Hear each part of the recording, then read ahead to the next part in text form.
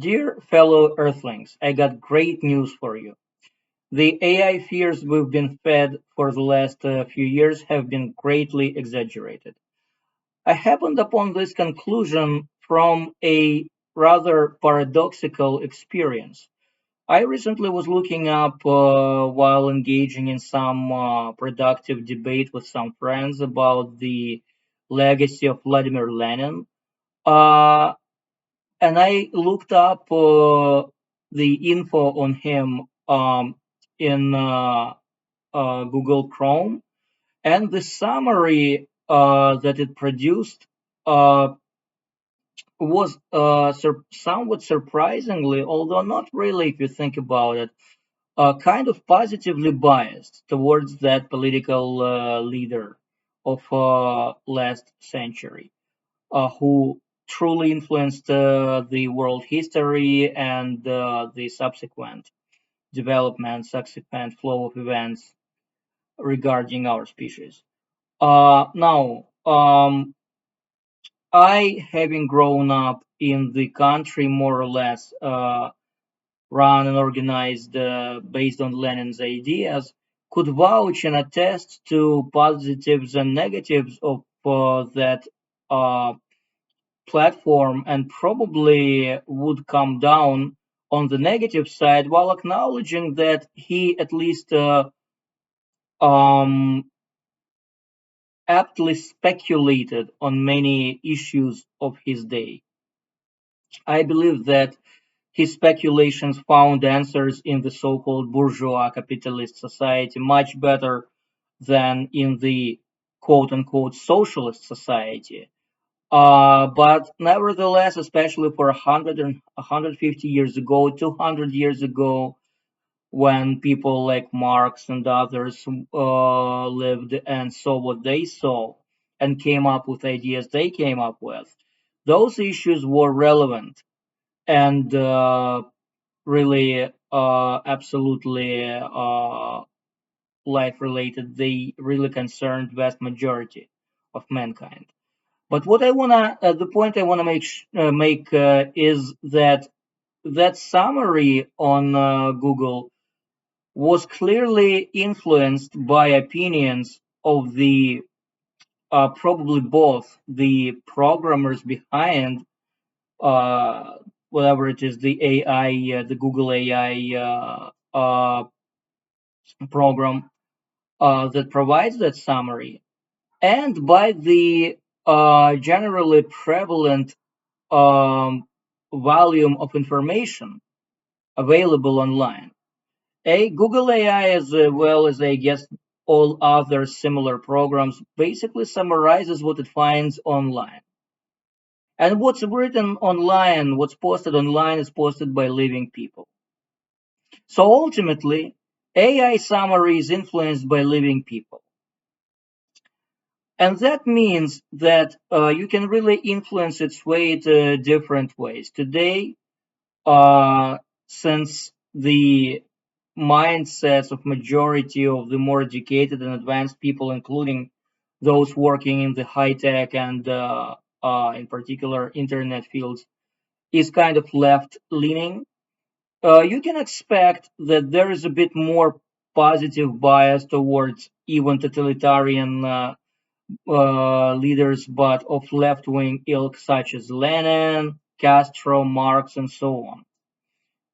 It could change, especially if you had grown up in Soviet Union or communist Cuba or North Korea and broke away from it, and then started, writing things for internet. So basically, the encouraging fact is that while human manipulation is also a problematic thing, but at least it's not as scary and not unfamiliar as being manipulated by a robot or a virtual online program. This experience brought me association with the famous story from 18th century, if I'm not mistaken, the so-called mechanical Turk, the presumed chess machine that was able to beat all the best chess players of the day. The automaton, the early version of Deep Blue computer or something that was invented by some, I'm not sure exactly who it was, I think some Frenchman.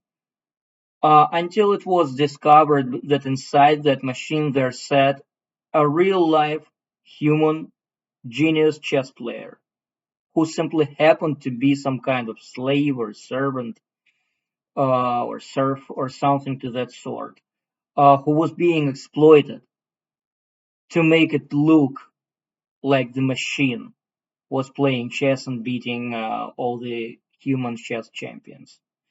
Forward some 200 years or so, and you can recall the Deep Blue that I already mentioned.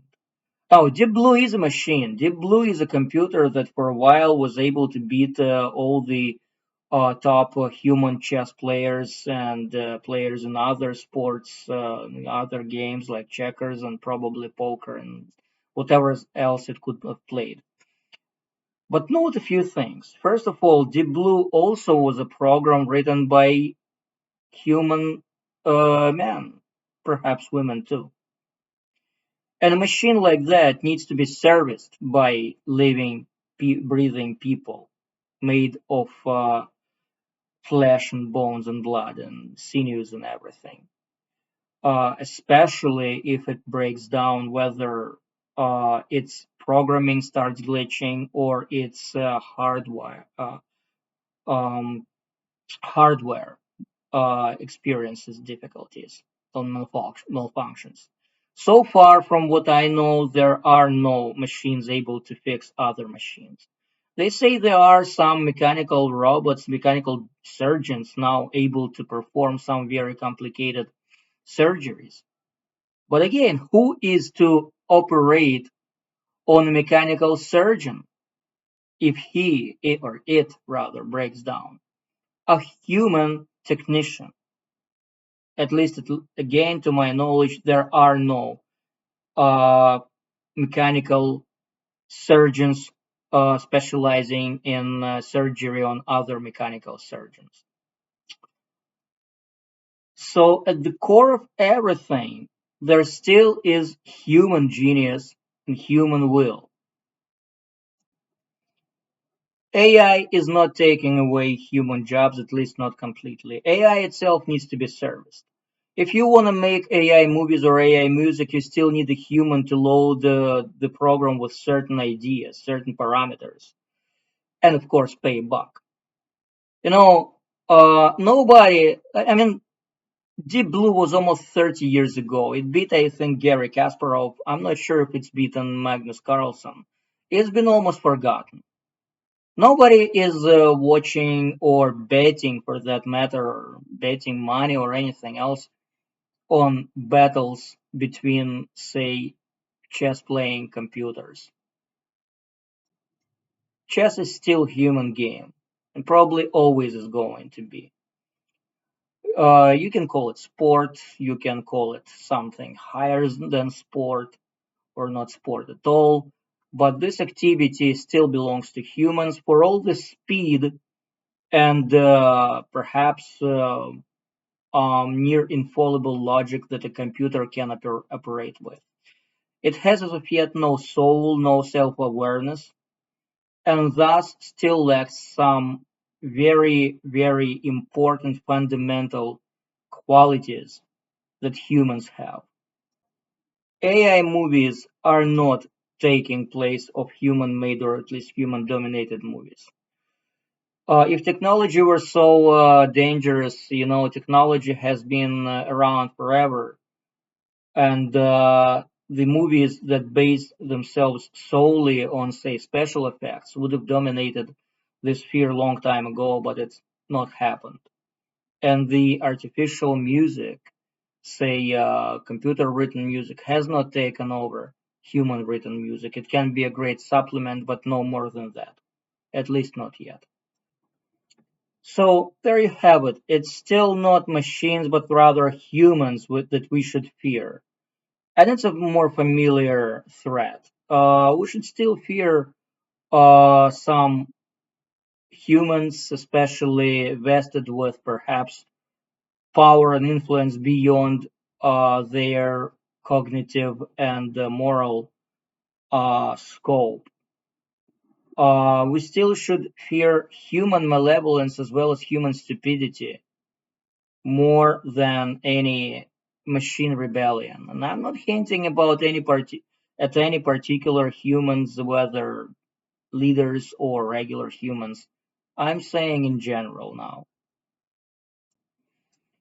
And even if machines keep progressing, you know what?